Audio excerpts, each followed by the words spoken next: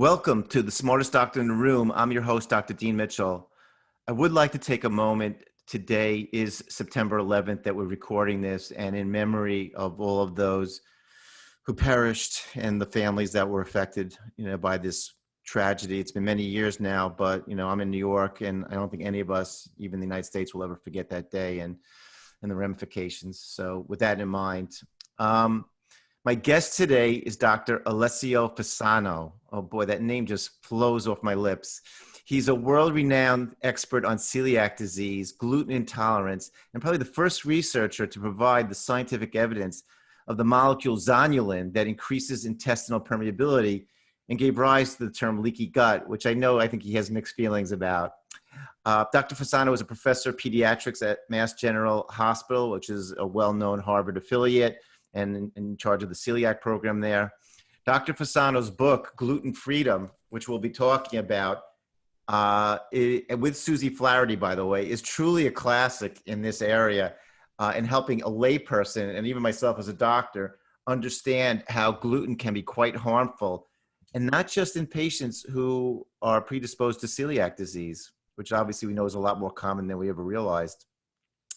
I can't wait for his next book too, which is due out in the spring. I already pre-ordered it, Gut Feelings, in which he's going to be talking a lot, and we will even touch on how the microbiome and the gut interact. So it's with my great honor to welcome Dr. Alessio Fasano to the podcast. Thank you, Dean, for having me on your show.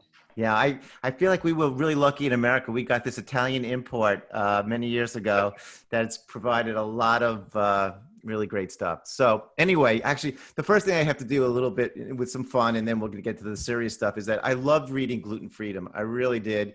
It was so fluid. I guess we have to also thank Susie Flaherty because it just really flowed. It was really a page turner for me.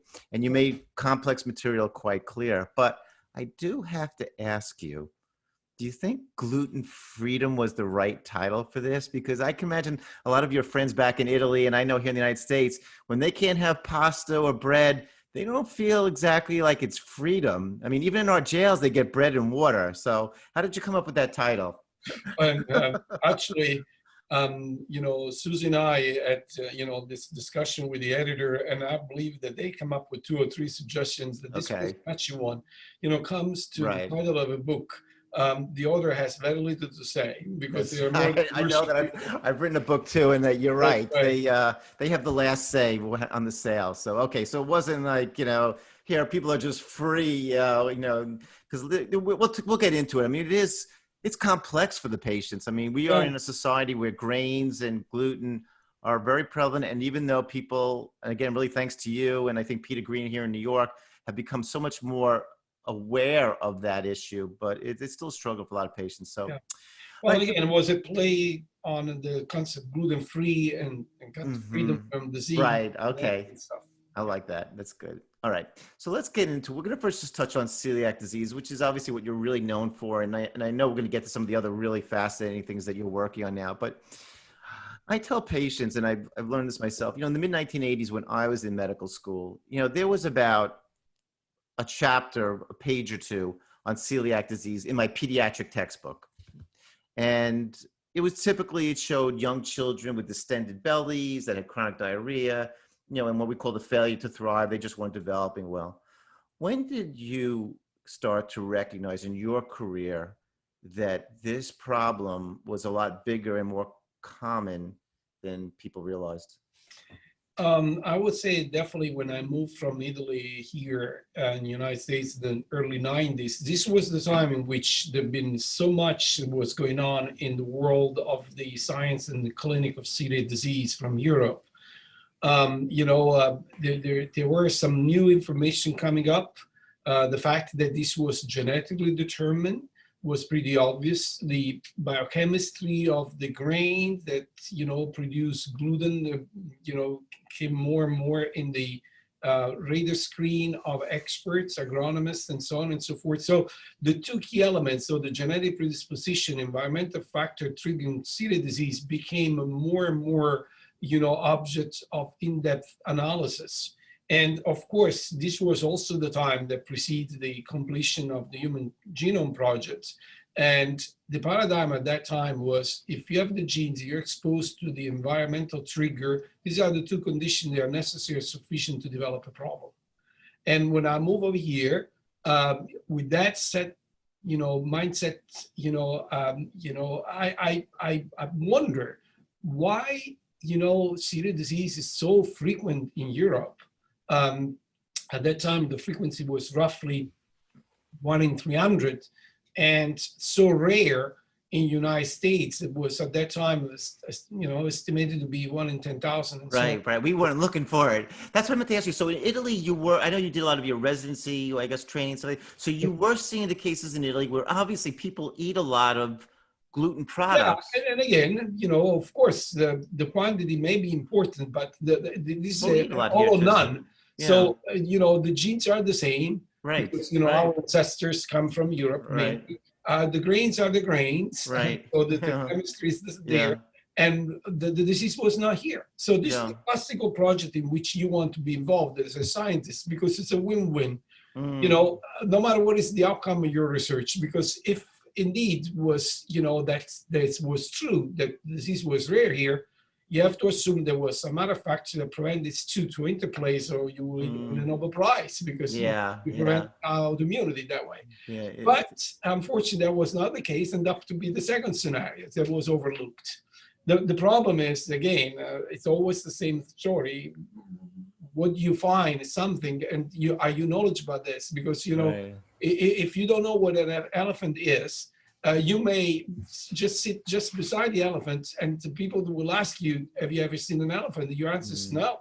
Yeah. And, that time, the definition of celiac disease was indeed a rare disorder, only kids with a big belly. And by the way, that chapter in general was not even a chapter, was really one paragraph with a page that was smaller, not 12, but might be 9. So because it was considered rare. Yeah. But looking in that direction, we were looking the wrong thing. We're looking probably at tip of an iceberg that was much bigger than that. Right. Just one thing too, then you touch about the Nobel Prize. You and one other person I've interviewed, Dr.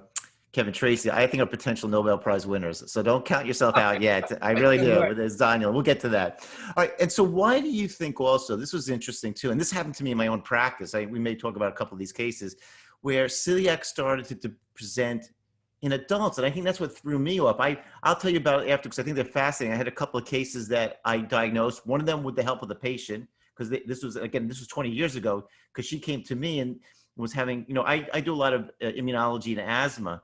And one of my patients came to me, and she was, her asthma was really bad. And I was treating her for like a lot of environmental allergies with our immunotherapy treatments. And she was struggling to get better. And then at one point she came to me and she's like, I was just tested. I found that I'm anemic, which I know is going to set off bells in your mind.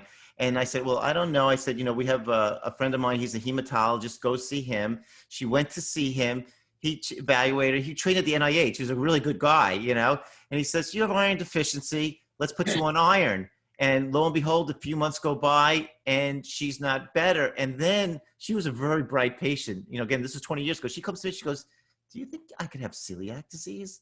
And I said, I said, I really have to look into this. I said, I think it's possible. I have to do my research. And then we ended up sending her to Columbia, Peter Green.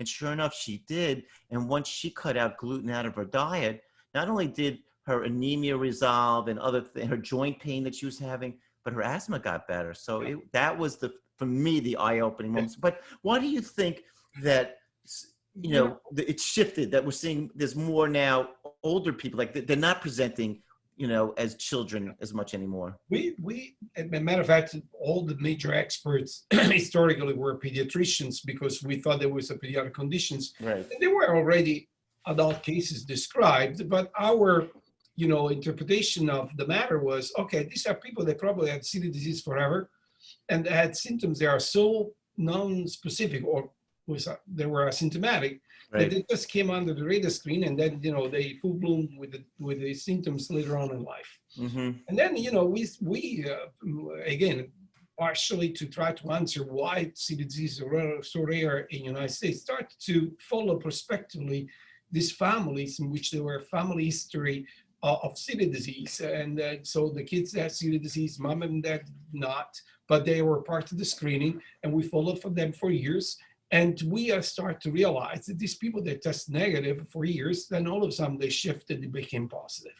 So, and again, this is the other reason why, we overlooked. But your patients is the quintessential example why we were under the impression that celiac disease were 1 in 10,000.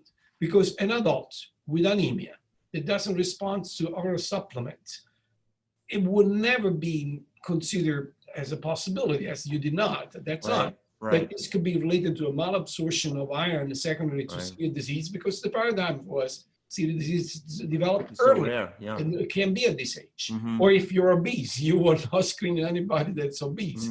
And now we know that, again, now that we have the tools that we didn't have at that time for general screening, that we have, again, the understanding what celiac disease is really all about, and so on and so forth.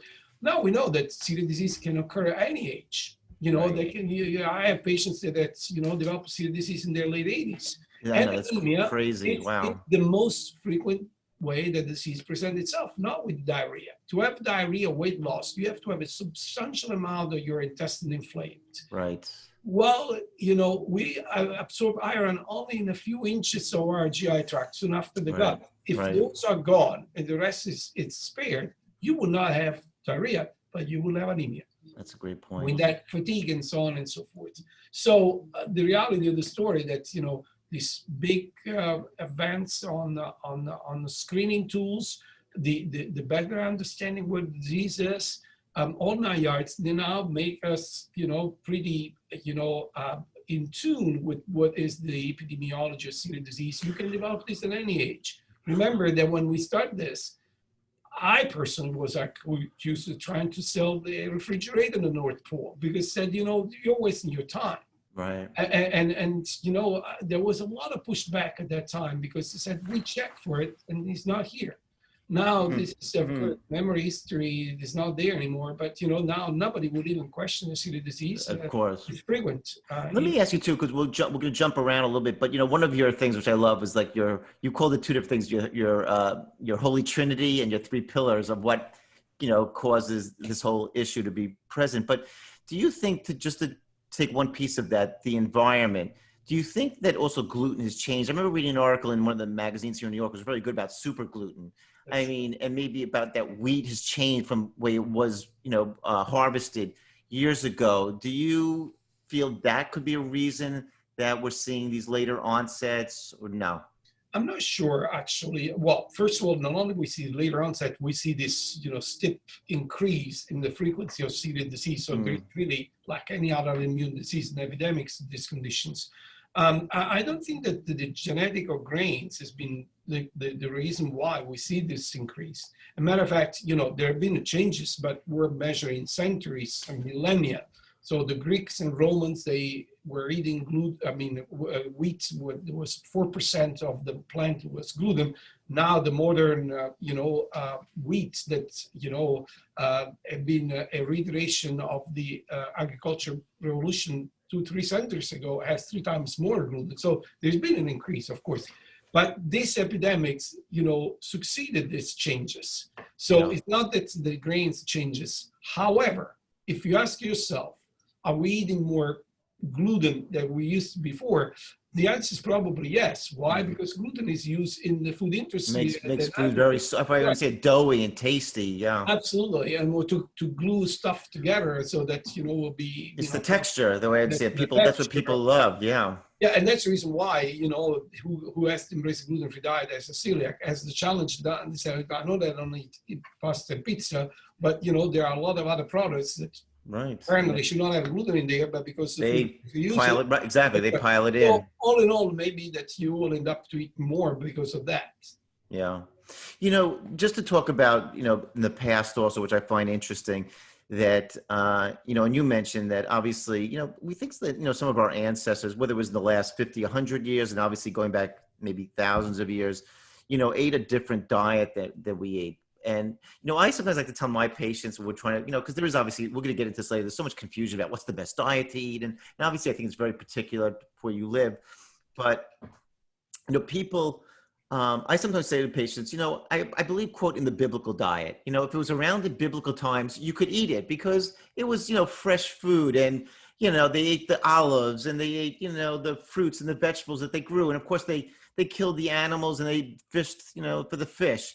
But I was thinking about the other day, again, a little bit of my biblical, training, that, they also ate grains. I mean, it was Joseph, the Prince of Egypt, who saved Egypt by eating grains. And why wasn't that a problem back then? That's right. So indeed, you mentioned the three pillars, and now it became five.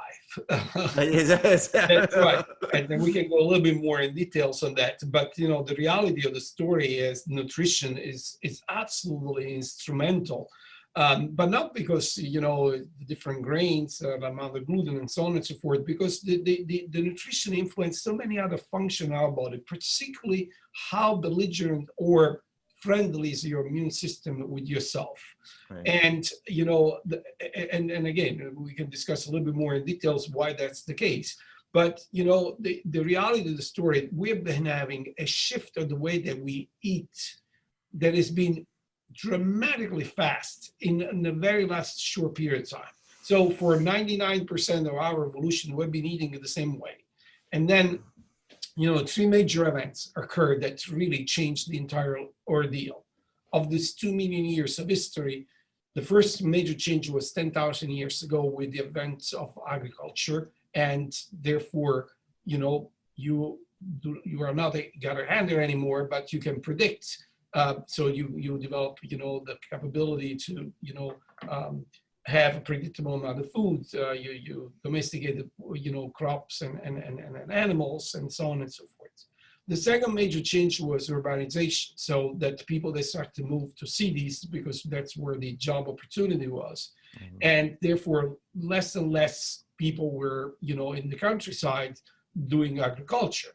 I mean, 10,000 years ago, everybody was cultivating whatever they were consuming. Now they are consumers and producers. And of course, the number of people that produce were less and less, and the number of consumers were more and more. So the demand, increased, and the offer was pretty much limited by the capability of farmers to produce that amount.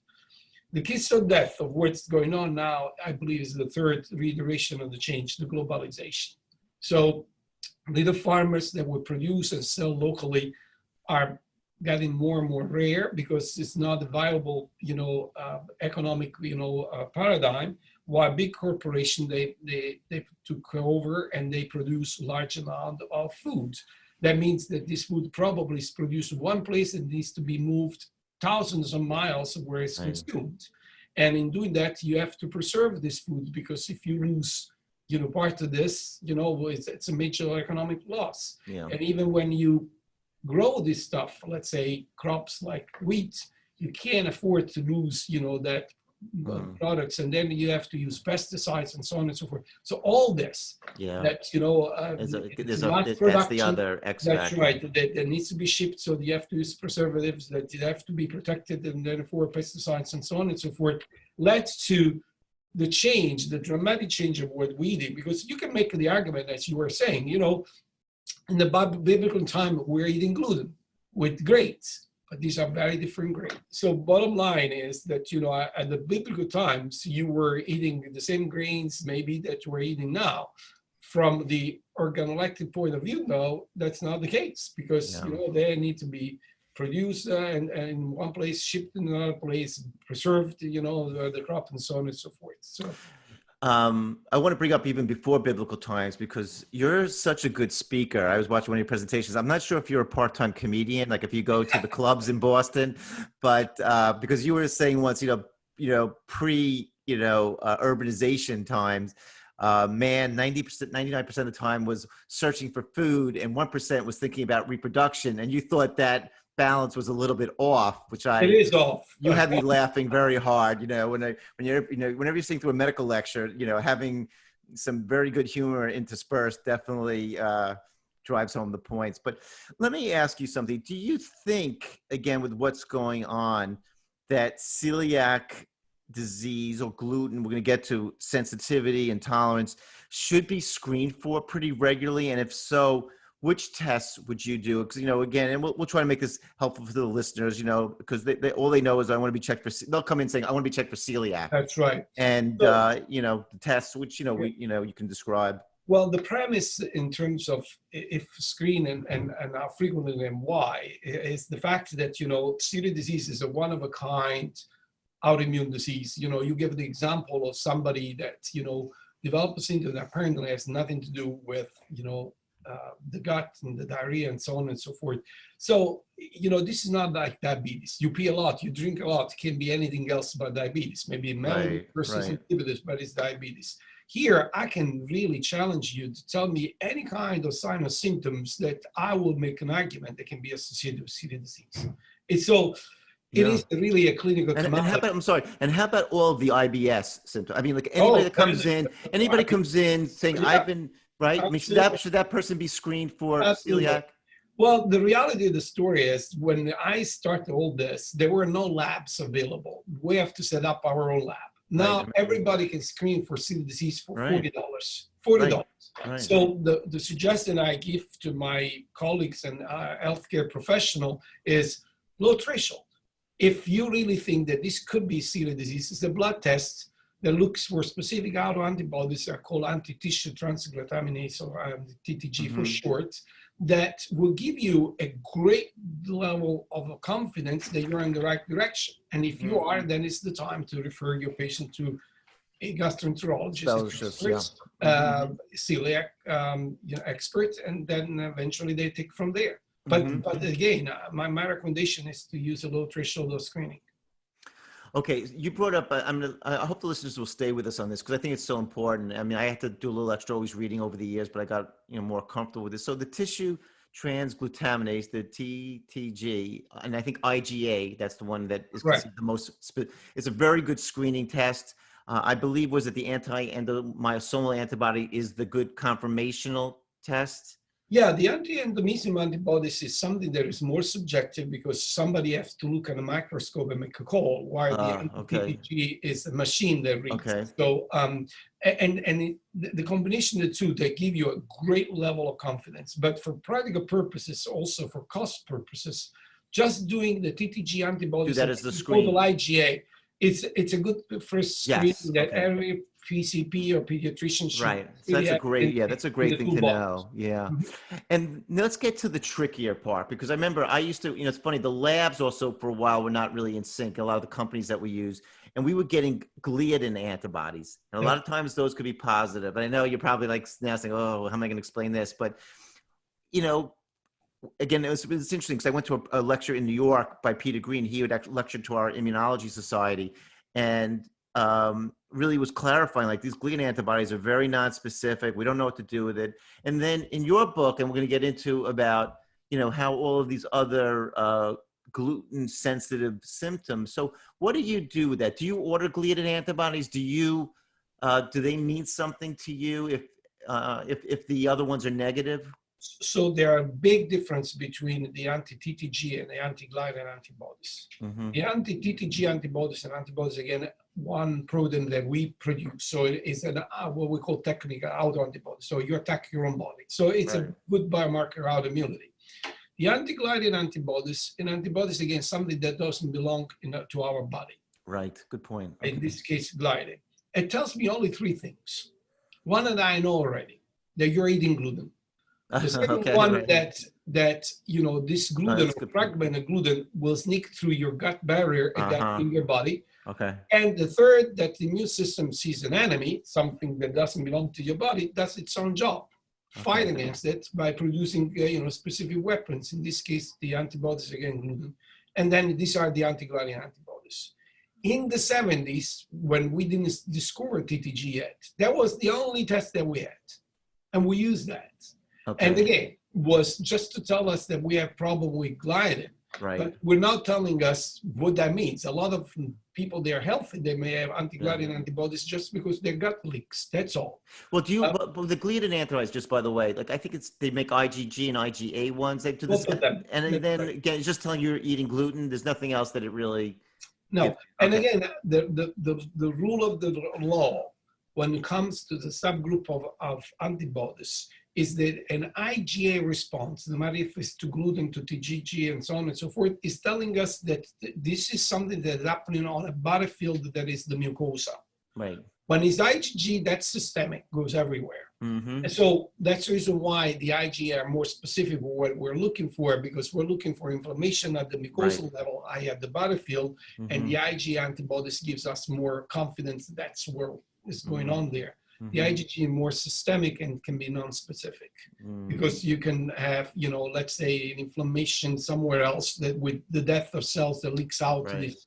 But if somebody was positive to them, and obviously they're having some various symptoms, you probably would say, let's cut out the gluten for a month and just see how you feel, or would you also say, let's see if those antibodies go down if you? So we went through 3 different stages when it comes to gluten-related disorders, and therefore the interpretation of these antibodies. The first one that I was telling you until the 70s, that was the only thing that we have. So we use the anti-gliadin antibodies as a guide of what's going on. The second stage, when we were finally having more specific tests like the TTG, in which we abandoned the anti-gliadin antibodies, because said this is not specific, doesn't tell us anything. Right. It just confused the matter. So you should not use this to diagnose for celiac disease. And this was the time in which we were convinced, including myself, and the only reaction to gluten was celiac disease. And if celiac disease was ruled out, you had no business to go on a gluten-free diet. Then, more recently, from the 2000 going forward, we realized there's a spectrum of gluten-related disorders. So not just the autoimmune response, but it's also the allergic response to gluten. With allergy, there is this non-celiac gluten sensitivity, or gluten sensitivity for short. Because we don't have anything better to happen with celiac disease, we look into the value of testing these people with gluten sensitivity with the anti-gliadin antibodies. I mean, when do you use the genetic testing? The cost is so high. Yeah, it's really prohibitive. Sometimes the insurance don't cover. Yeah. We don't use it routinely, but under specific circumstances. So if you have a clear suspicious, the TTG positive, the symptoms compatible are enough to move to the next step, straight to the endoscopy. However, sometimes, and I'm pretty sure you experience this, patients already come to you on a gluten-free diet without having secured the diagnosis. Yeah. And the only way to make the diagnosis is to do a gluten challenge. And a lot of them, they are really reluctant to do that. So a compromise would be, let's do the HLA. Great point. It's not to confirm the diagnosis, because, it's 95, 97% of people with celiac disease are positive, but so 1/3 of the general population. So we do the test to rule out rather than ruling celiac disease. So if you are on a gluten-free diet and you test for the HLA and you are negative, with great level of confidence, you are not celiac and you may have gluten sensitivity, and that's the reason why you benefit being on a gluten-free diet. And it's important to distinguish between these conditions. But if you're HLA compatible, then you eventually need to consider a gluten challenge for that patient, if you want to make sure, and they want to know, am I celiac or something else? Yeah, well, that's a great point. And also another use that we make the HLA is for family members. They are right. So if they test negative with the TTG, what's next? Should you keep an eye on these patients or not? They have 10 times more chance to have celiac disease. And the answer can come from the HLA testing. And the HLA, does it matter if it's from the blood or the swab in the? In general, they are reliable, both of them. The blood, of course, there is a lot of validation, and the swab, it's a little bit less because the number of cells that you can get from there is a little bit less. But they're both, good tests. Okay.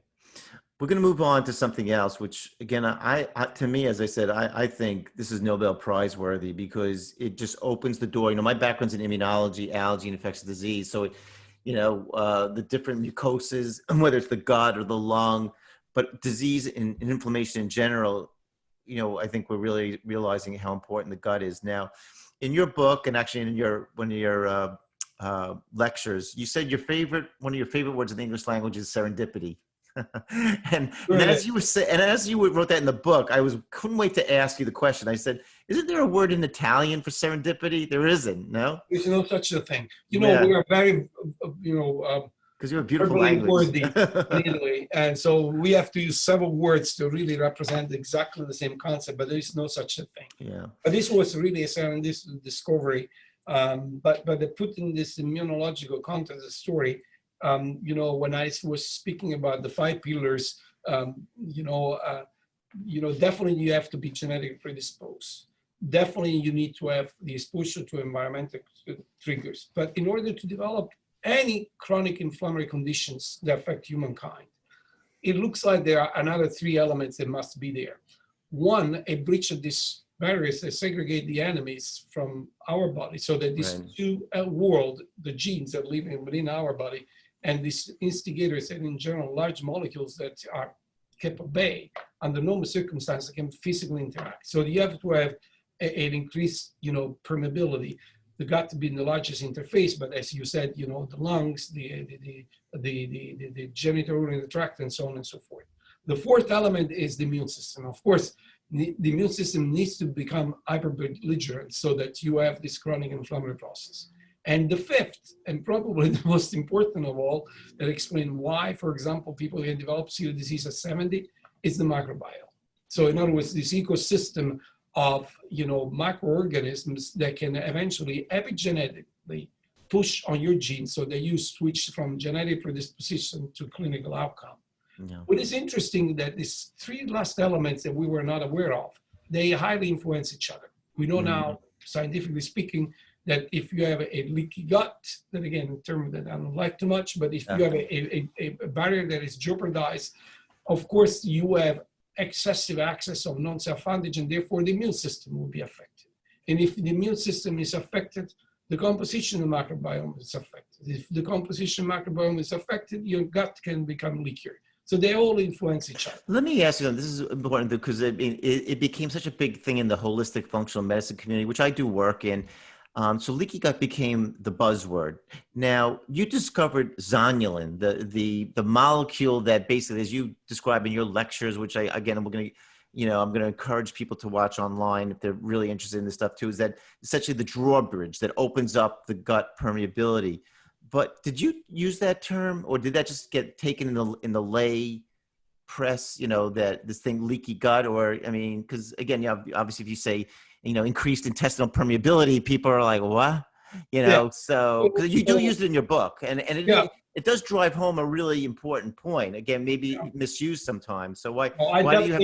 I definitely didn't come with that. Actually, you didn't come with that was before. Okay. Complementary medicine actually came with this term way before that zonulin was discovered. Really? Way before. Okay. Yes. So that means that people were aware about this. They knew something was going on. Yeah. Mm-hmm. That's right. We, in terms of classic traditional medicine and evidence-based science, have always been skeptical if there was no proof and so on and so forth.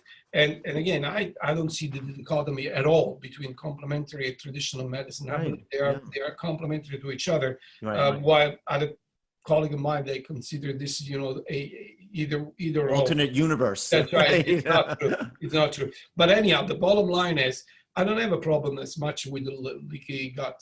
My problem is with the leaky gut syndrome. That seems to be an entity that describes a variety of diseases. That I believe does not have too much of a science. But when it comes to the fact that the permeability in the gut or the blood-brain barrier or the lung can be modulated, when zonulin was discovered in 20 years ago already. Wow. Wow, indeed. That was a voodoo. We've been crucified heads down with all this because this is a nonsense. Now again, historical memory is gone. Nobody would dispute that these barriers can be modulated. Right. Nobody. Well, and this is based on proteomic analysis, on genomic analysis. And so in other words, over and over again, all these conditions seem to be associated with genes that control these barriers. It's interesting too. I just thought of this moment too. Really think about it. You got to believe too in the other mucosal barriers, whether it's the lungs or whatever too, where there are those tight junctions that keep the cells together. There's probably got to be a molecule like that there also. Whether it's right. That once we understand these things better, that So I am a mucosal biologist. So I've been studying this forever. And think about this. We have a single layer of cells, one single layer of cells. It covers the entire double tennis courts that I know. cover. I love that picture you showed, and that's unbelievable. When I draw the little pictures for my patients, because again, what made me think about this, because just so they can appreciate this, your skin has 7 layers, because we all know that if you got a deep cut, you don't have that defense system. That will go right into your bloodstream. But the gut has that one cell layer. I guess they can get away with it because it produces a lot of mucus. Is that right? I mean, there's other Yeah, protective but things there. again, why you have 1 layer of cells and not 7? Because we want to have control of trafficking of stuff from outside inside. It's not that we're completely impermeable as we believed before. As a matter of fact, the existence of structures like this junction in between cells, these layer bridges, was not known until the late 70s, early 80s. The Japanese group came up finally with the structural elements. And the more they were, producing science, the more we realized these are not walls, these are doors. And if they are doors, it implies the concept that they can be open. Now, they are most of the time closed. But, what we call technically antigen sampling, so bringing up in molecules so we can learn and have the immune system to adapt to that, will require that plasticity. And zoning turns to be the key that open, these gates and under physiological circumstances, allows this sampling. Now, the problem that I've been always having as an immunologist, when you talk with a classic immunologist, let's say for autoimmunity, you break tolerance and you develop something that is a one way, you can't go back. I really have a hard time to believe that. And I have a hard time to conceptualize that chronic inflammation, it's something that happened because we are genetically predisposed to do so. Think about evolutionary speaking, how nonsense is this? Because of course, 2 million years ago, when we invented inflammation, was invented to fight a single enemy, microorganism. Inflammation is nothing else to create a very unfriendly environment for microorganisms to grow. It's too hot, there are chemicals that will kill you and so on and so forth. You kill the enemy, but you kill also the tissue, but you save the body. But it's such a powerful, tool that you want to use when it's needed, but you want to shut it off when you're done. And there is no advantage to keep that on. Now, let's say that I have celiac disease or diabetes or multiple sclerosis, and I'm the product simply of a genetic mutation that made my immune system to switch on and not be capable to switch off anymore. What will be my chance to survive to evolution if I don't have any return on investment? This is not like thalassemia, which I will have the advantage to get less malaria. I don't want to go off target. I know you're doing some work in this area. This is almost like with COVID. It's how the primitive immune system is just on fire, and it shouldn't be, And but the point that I was trying to make is the only logical explanation of chronic inflammation is that the immune system is chronically exposed because of weakness of this barrier to the enemies and continue to do the job they're supposed to do to fight when under attack. Let me ask you a question too, because this is a question I get all the time from patients that are seeing me that know that I do functional complementary medicine along with my conventional practice. They say, what can I do to heal my leaky gut? They'll ask me about L-glutamine. They'll ask about probiotics. I know, you can mention the drug that, you have been working on, but do those things work or anything nutritionally that you're aware of? I'm going to use the same terminology that I've been using with, when I've been asked to comment about COVID-19. So we really are building the airplane we're flying. So that's the reason why I don't have an intelligible answer of what can be done to quote unquote fix a leaky gut. We know that this is multifactorial. We know, for example, that you drink a lot, alcohol can, shut off your mucus layer that protects you. So that's a cause-effect relationship. So stop drinking and you fix that. But most of the time, we don't know. And of course, L-glutamine is good because it allows, to give energy to the intestine to repair. Probiotics is good because, as I told you, this biosis, imbalance of the gut, microbiome seems to be one of the strongest stimuli for zone release and therefore for increased permeability.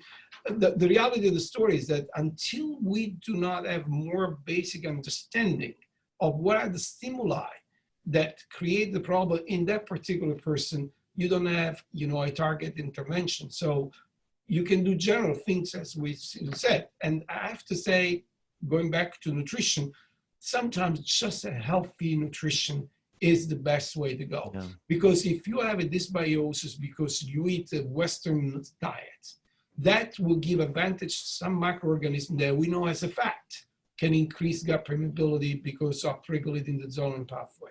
Yeah. I want to move on to something that, and I think myself and so many of us are rooting for you and with the kind of work that you're doing because of the connection between this, this leaky gut, increased motility, and autoimmunity. Now, you've done a great video, which again, I encourage all of the listeners to watch. The gut is not like Vegas. What happens in the gut does not stay in Vegas. It does not stay in the gut. And I guess that's based off the movie of What Goes On in Vegas, stays in Vegas, the opposite, the one with Ashton Kutcher and Cameron Diaz. But I want to ask you something. Because of the work that you're doing, which I think is so important, do you think, again, not to denigrate them, but do you think that the rheumatologists and the drug companies that are making all of these biologics that are targeting immune cells, I worry about that. I tend not to prescribe them. I use them as a last resort or refer people for them for a last resort. Do you think it might be a misdirection, really? The reality of the story, Dean, it's, as I was saying before, if you don't have the full understanding of the basic of a problem, you don't have a therapeutic target. We know that inflammation is creating the problem if you're right. It's like the end step, right? Yeah. So, and the only option that we have is to put the inflammation under control. But this is like that you have pneumonia that brings fever. And of course, you take Tylenol, the fever goes away. But you're removing the consequence, not the cause of the fever. Right. So if you know that the fever is due to pneumonia, then you can go after the cause and remove it. We are in the same kind of situation right now for a variety of conditions like rheumatoid arthritis, multiple sclerosis. Well, IBD. you know what's interesting too? Like, I'm sorry to jump in, but it's like if you watch the TV commercials, you can't miss it. If you watch a little TV, I watch a little bit of TV. Every other commercial is from the drug companies, but it's so interesting now that the same treatments for, let's say, rheumatoid arthritis, psoriatic arthritis, and Crohn's disease are all the same. Well, but again, what is the surprise there? All the drugs that we use for IBD are recycled from RA. So in other words, RA is an inflammatory process in which some chemokines and cytokines like interferon gamma are involved. They come up with a biologic that's, seems to work for RA. They try it for IBD. But again, you are treating the fever, not the reason why you have the fever. Right. And when you do that, you pay consequences because now the causes keep going. Right. And as a matter of fact, good point. We know that a lot of people that go on biologics, they don't respond anymore after initial response, that they can be more susceptible to infection because what you do by putting a brake on inflammation, again, you are subtracting the tool that we use to fight enemies that are very serious enemies for us. That's the reason why people that are on biologics, they have increased risk to develop tuberculosis. Right, and because lymphomas and that's whatever, right. And then you have indeed the immune system that is watching out for your cancers, and now they can fight, cells that go nuts and start to mitigate themselves. No, so, but this is just to buy time. Yeah. Of course, I don't want to enter in the commercial or economic part of the story, but if we will have an alternative, like for example, stop the antigen trafficking, that may be the reason why the inflammation is going. You go after the cause, not the consequence. And I think that just to your point too, honestly, so many patients I see, that's what they want. That's what they want. That's what they're coming to us for. And they're like saying, I want to see that there's another alternative. And as I said, by your research and your work, you're really leading the way and provide a lot of what I like to call cover for us doctors out there on the front lines who, have to use the latest information that we're getting. And you're busy working in the lab and doing clinical trials. As we're kind of winding down a little bit, too, I wanted to talk about interesting cases. I'm going to present one of mine because I think it brings out a couple of points, and then it gives you a couple of minutes to think if you have a really vivid one yourself. But I've had a couple of really interesting celiac patients over the years, but the one I just spoke to her the other day, so that's what made me think about her. So I have to share you. I think you'll find this interesting. She's a young woman. She's now in her 30s, but in her late 20s, I was taking care of her for asthma. And it was pretty severe. I mean, she had very low breathing functions for a young woman. And very bright, you know, hard worker and everything. And, you know, the asthma was getting to her. And then over the years too, I saw like, you know, because again, back in the day, I was a little more focused. Okay, I'm focusing on her asthma. And then, you know, I'm looking at her, you know, her chart. And when I would see her periodically, it's like, you know, what else? She goes, I have this terrible gastritis. She goes, I don't like to take medicines for it. But I vomit all the time and da, da, da, da. So finally, again, I think after that other case that I saw with the anemia, the bell went off in my head, you know, maybe we should check you for celiac, you know? And sure enough, she was big time positive. And, she got on the strict gluten-free diet. She was very bright. She didn't want to be vomiting and nauseous. So that, you know, got better pretty quickly. Her asthma started to improve. She still occasionally still needed her inhaler, but that got better. And the reason I'm bringing it up also is that she was such a bright woman that I remember like a couple of years ago, she brought into my office and she showed me there's a device called NEMA, which tests your food for gluten. So I was curious what you think about whether people, you know, a lot of people with celiac disease should have that. And just recently, actually, she got a dog that's actually smelling her food for gluten, which I've seen with the food allergy patients. I have people that have severe peanut and nut allergies, especially for the children. They would have these dogs go with them to school. I mean, it's incredible. But where do you see on the spectrum? Because it is hard. I mean, right now everybody's on lockdown and probably healthier than ever because they're eating at home. That's right. But, unfortunately. But what do you do when you are counseling patients? I mean, again, because you must have seen the spectrum of the most severe cases. Oh, yeah. You tell them to get that NEMA device, and test their food, or is that makes them too self-conscious? I don't know. Yeah. So just to be clear for those that don't know what this NEMA device does, but you know, again, the idea is bright in the sense that it's a device that can sense the presence of gluten in food. So you bring this to your restaurant or your friend's house when you go out. It's the size of like a little triangle. Right. It's amazing. Right. That's right. You take a sample of your food, you put in there, and in a matter of 3-4 minutes, you will notice there is gluten in there or not. Yeah, you see a smile or an angry face. It's very, very pictorial. Yeah. I find two problems with that. Oh, what's that? You know, and I put myself in people's shoes that they use stuff. So we're at a restaurant, you know, maybe myself with my wife and 2 friends, and I have celiac disease. They bring the food. I need to do this. The other, they need to wait for me, or they start to eat. You just gave me an idea. They got to have it in the chefs in the back of the. You tell people I'm gluten sensitive. Well, that's different. Okay, no, I know. Because you know, if I have to do that, besides that, I inconvenience my co-host on the table. But by the time that I have an answer, my food is cold, and I'm wondering, did I sample on the right part of the plate, because the cross contamination can be another. Yeah. Right. The other thing that I believe that is, perfectible, so in other words, can improve, is the fact that, some people, try, prove that this test is too sensitive, below the 10 parts per million. So in other words, it's too conservative. Okay. But I think that this is a matter of time, because this is a prototype. But something that an app or something with something in the sensor on the phone. Right. You don't That'd have be awesome. Just put in their screen. Yeah, that would be super cool. I would not be shocked that will. Do you also worry about it again? Because I can't remember if this patient brought up with her asthma medication. Is gluten in like a certain amount of medications? Like, do they have to be careful? Like the same thing with like lactose? That's right. We at the beginning, many years ago, actually, gluten was used as an excipient in several drugs. But now it's pretty much out. Now everybody is aware about gluten and what it can do to you, and so on and so forth. And because there are more affordable and cheaper alternatives, people then it's extremely rare that the drugs they have gluten in there. Mm-hmm. Any like very interesting cases come to your mind off the top of your head, or I know I caught you off guard here? I can write another book. Oh, really? One that probably is stuck in my mind, because again, it was an awful situation. Was a young lady, again, a runner, a marathon runner, that was trailing my office on a wheelchair.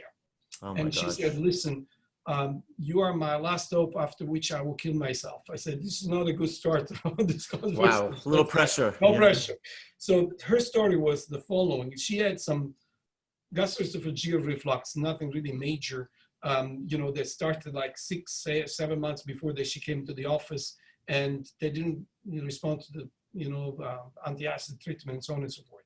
But then a month later, she started to have really problem with the, the ambulation. She started to have weakness in her legs, and slowly but surely she lost, the strength, and of course they immediately thought about multiple sclerosis. Right. Thankfully, she did the test and everything was negative.